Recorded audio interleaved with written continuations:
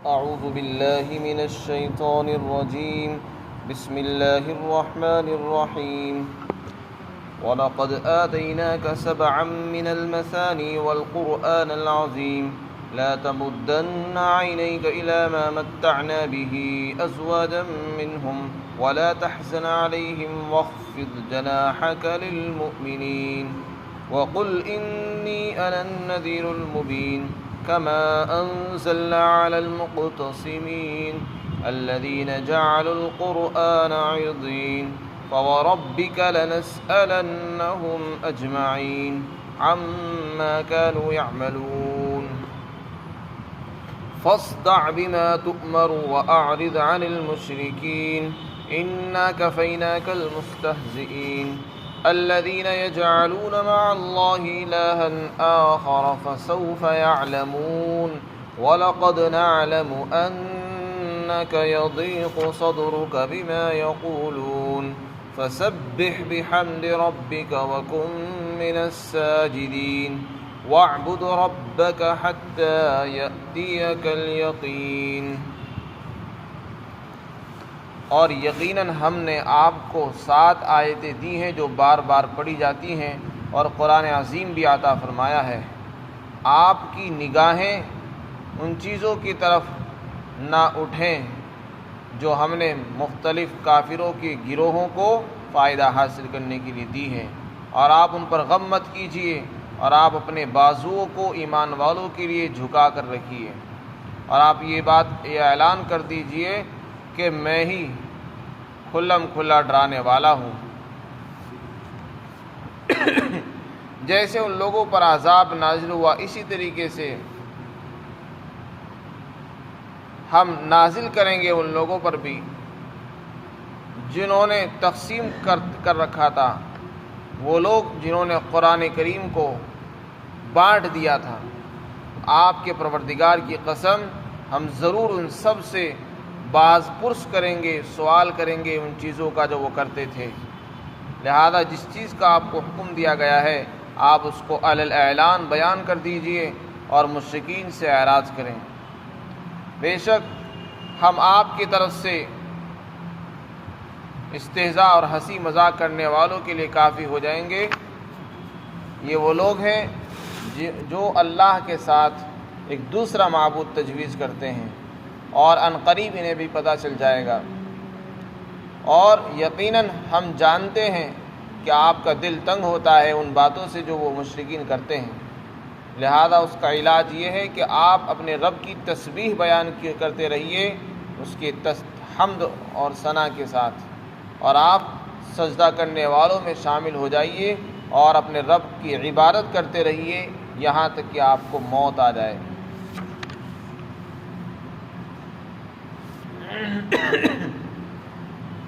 اس آیت شریفہ میں اللہ رب العزت نے اپنے ایک انعام کو ذکر فرمایا ہے.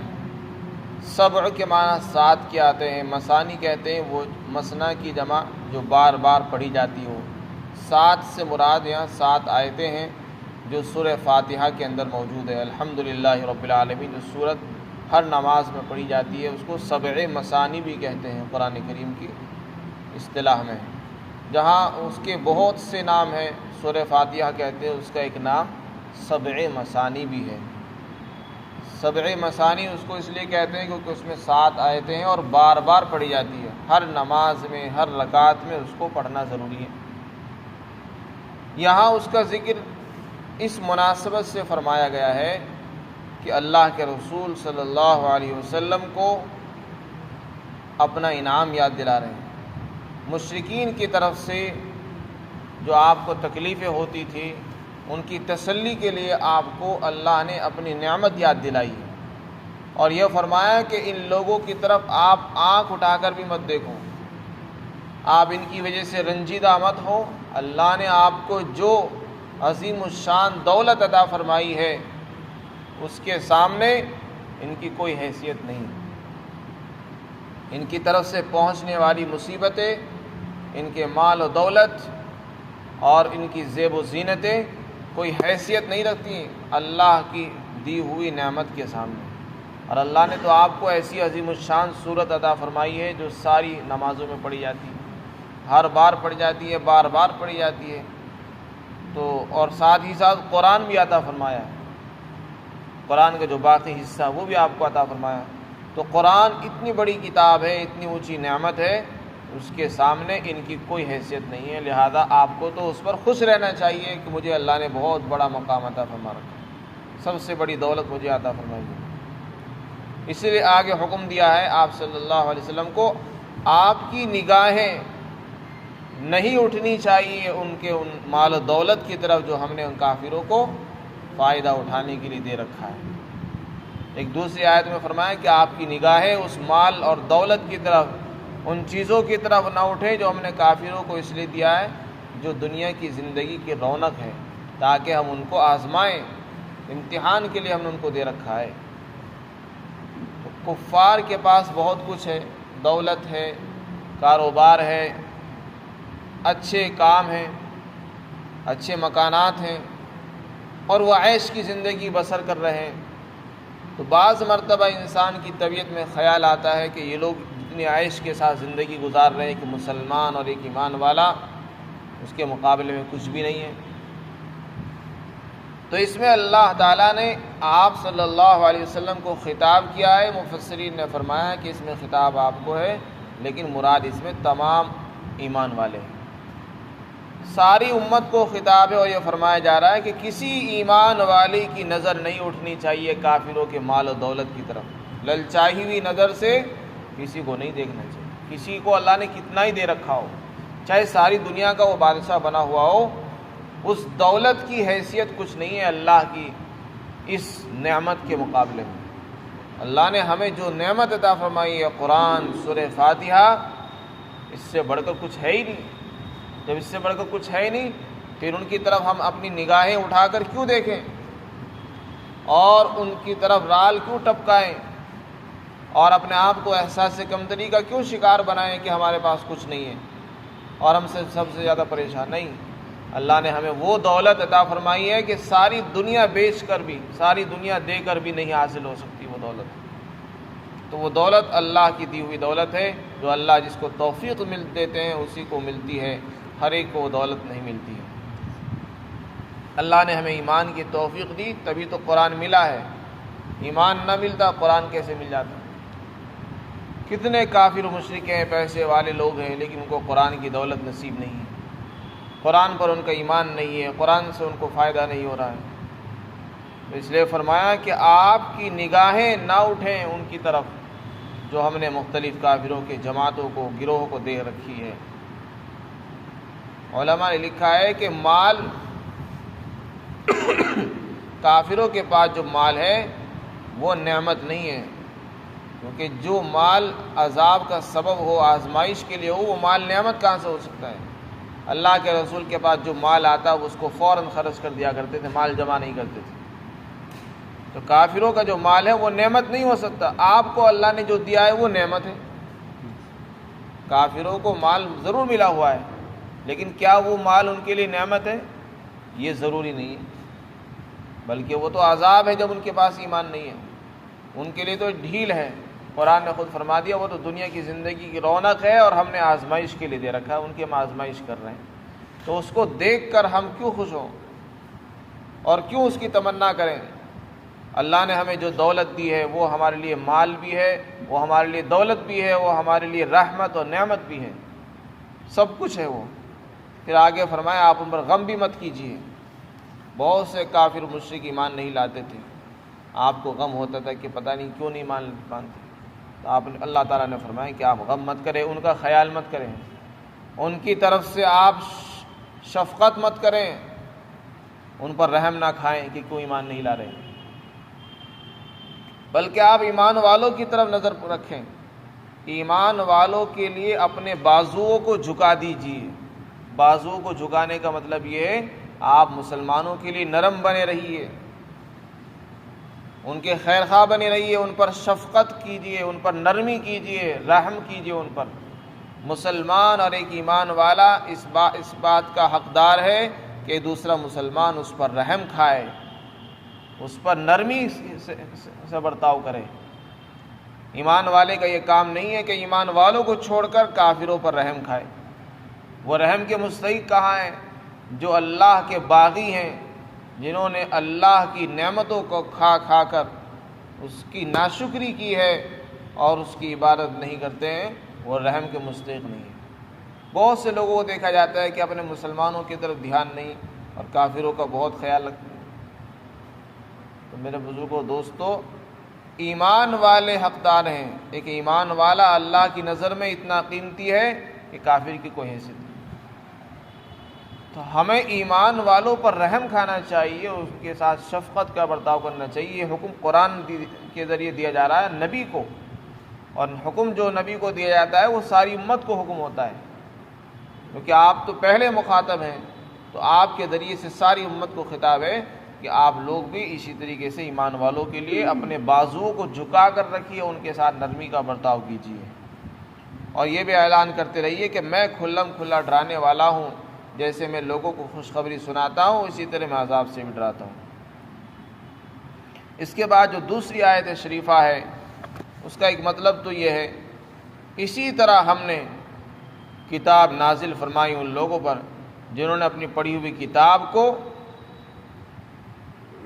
اسی طرح ہم نے ان لوگوں پر بھی تنبیہ نازل فرمائی ہے جنہوں نے تقسیم کر لیا اپنی کتابوں کو مختلف حصوں کے اندر۔ اس سے مراد ہے یہود اور نصارہ، عیسائی لوگ، یہودی۔ اللہ نے ان کو بھی کتابیں عطا فرمائی تھی آسمانی، جیسے ہمیں اللہ نے قرآن عطا فرمایا، ان کو اللہ نے تورات، انجیل، زبور عطا فرمائی اور بہت سے صحیفے آسمانی ان کو ملے۔ انہوں نے اپنے مقصد کے مطابق ان کو تقسیم کر دیا، بانٹ دیا تھا۔ اس کا جو حصہ ان کے مطلب کے موافق ہوتا اس کو مان لیتے تھے، جو نفس کے خلاف پڑتا تھا اس کو چھوڑ دیا کرتے تھے۔ تو اس طریقے سے انہوں نے اللہ کی کتابوں کو بانٹ رکھا تھا۔ یہاں قرآن کے معنی اس صورت کے اندر پڑھے ہوئے کے معنی لی جائیں گے، یعنی وہ کتابیں جو پڑھی جاتی تھی، پڑھی گئی ان کے دور میں، تو انہوں نے اس طریقے سے ان کو بانٹ رکھا تھا۔ تو اللہ نے ان پر بھی نذیر نازل فرمائی، تنبیہ نازل فرمائی، ان پر بھی اللہ کا عذاب آیا۔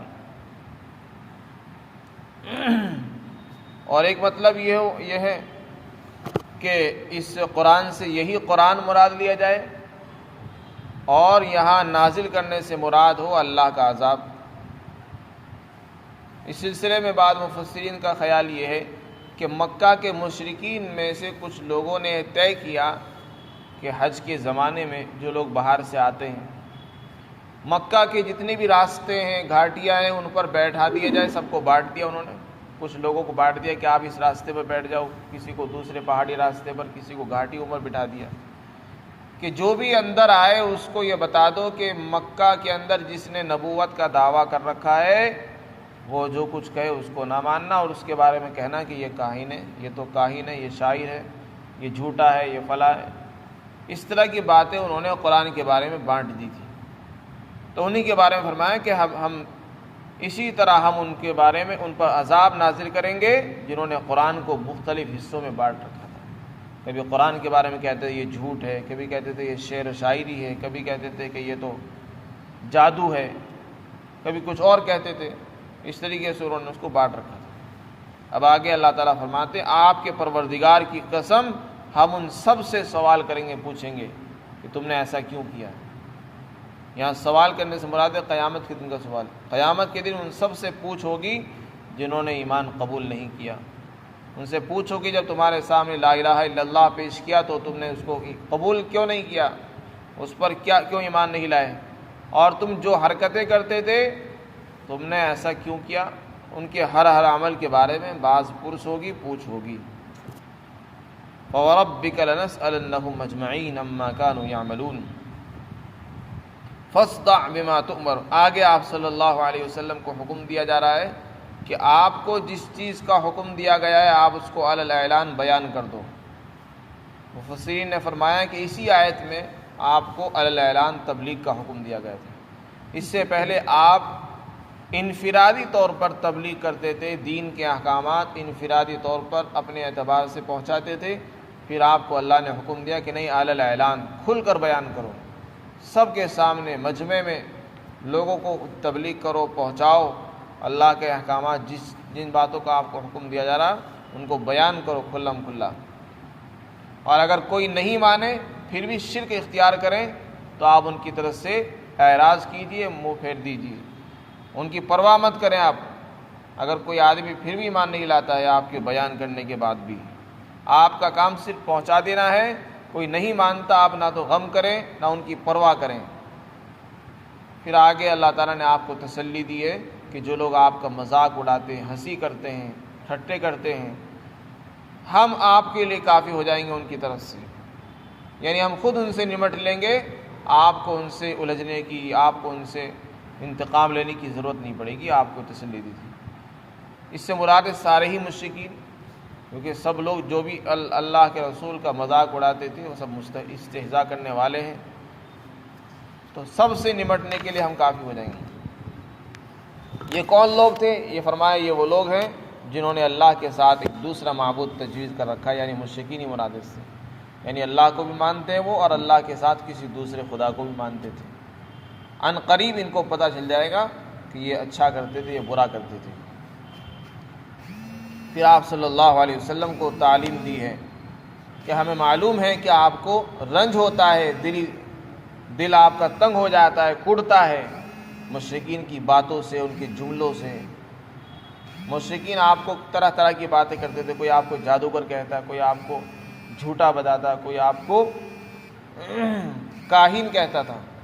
اگر آپ کو کوئی آدمی کاہن کہے، جھوٹا کہہ دے تو آدمی کو کتنا برا لگتا ہے، حالانکہ وہ سچا ہے اور اللہ کا پیغام پہنچا رہا ہو، اس کو کوئی غرض نہ ہو، پھر اس کو کہا جائے کہ جھوٹ ہے، تو کتنی تکلیف ہوتی ہے۔ اللہ کے رسول کو فطری طور پر تکلیف ہوتی تھی، کوئی آپ کو جھوٹا کہتا، کوئی آپ کو جادوگر کہتا، کوئی آپ کو ساحر کہتا، کوئی آپ کو کاہن کہتا تھا، تو اس سے آپ تنگ دل رہا کرتے تھے۔ اللہ تعالیٰ نے یہاں پر فرما دیا، اس کا نسخہ بیان فرمایا کہ اگر آپ کو مخلوق کی طرف سے رنج پہنچے، آپ کا دل تنگ ہو جائے کسی کی طرف سے، تو اس کا نسخہ اور علاج یہ ہے کہ آپ تسبیح میں، تحمید میں لگ جائیے، اللہ کی حمد و ثنا بیان کرتے رہیے، بس یہ دور ہو جائے گا۔ اسی لیے علماء نے لکھا ہے کہ اللہ کے رسول کو جب کوئی بات پیش آ جاتی ناگوار، تو آپ اللہ کی عبادت میں، نماز میں مشغول ہو جایا کرتے۔ آپ کو کوئی فکر کی بات لاحق ہوتی، فوراً نماز مشغول ہو جاتی۔ تو اس میں بھی آپ کو حکم ہے کہ آپ اللہ کی تسبیح میں لگ جائیے فوراً، اور اللہ کی حمد و ثنا بھی بیان کیجیے، یعنی الحمدللہ بھی کہیے، سبحان اللہ بھی پڑھیے، اللہ کی تسبیح خوب بیان کیجیے، اور الحمدللہ بھی کہتے رہیے۔ دوسرا حکم یہ کہ آپ نماز پڑھیے، وَقُم مِّنَ الساجدین، سجدہ کرنے والوں میں شامل ہو جائیے، یعنی سجدہ بولا ہے مراد ہے پوری نماز، کیونکہ پوری نماز میں سجدہ ایک اہم جز اور اہم رکن ہے، تو اس سے مراد ہے نماز پڑھنے والوں میں شامل ہو جائیے، یعنی آپ نماز میں لگ جائیے۔ اور اپنے رب کی عبادت کب تک کرتے رہیے؟ موت تک اپنے رب کی عبادت میں لگے رہیے، بس یہی علاج ہے لوگوں کی باتوں کے سننے کا۔ اگر کسی کی طرف سے کوئی رنج، مصیبت، تکلیف پہنچے، اس کا علاج یہ بیان فرما دیا۔ بہت سی مرتبہ انسان کو تکلیف آ جاتی، ناگوار باتیں پیش آتی رہتی ہیں، اور انسان انہی کو سوچ سوچ کر جو ہے اپنے آپ کو گھلتا رہتا ہے، تو اس کا علاج بیان فرمائیں کہ آدمی کو تسبیح پڑھتے رہنا چاہیے۔ اس کے بعد تسبیح پڑھنے سے انشاءاللہ ذہن بھی وہاں سے ہٹ جائے گا، اور انسان کو سکون ملتا ہے، قلبی سکون حاصل ہو جاتا ہے، اطمینان حاصل ہوتا ہے۔ فرمایا فسبح، آپ اپنے رب کی تسبیح بیان کرتے رہیے، اور اس کے ساتھ اللہ کی حمد بھی بیان کیجیے، اور سجدہ کرنے والوں میں شامل ہو جائیے، اور اپنے رب کی عبادت کرتے رہیے یہاں تک کہ آپ کے پاس یقینی بات پہنچ جائے۔ یقین سے مراد ہے آپ موت، جس چیز کا آنا یقینی ہے وہ موت ہے، یعنی موت تک اللہ کی عبادت میں لگے رہیے، بس یہی علاج ہے کفار اور مشرکین کی باتوں سے بچنے کا۔ اللہ تعالیٰ ہم سب کو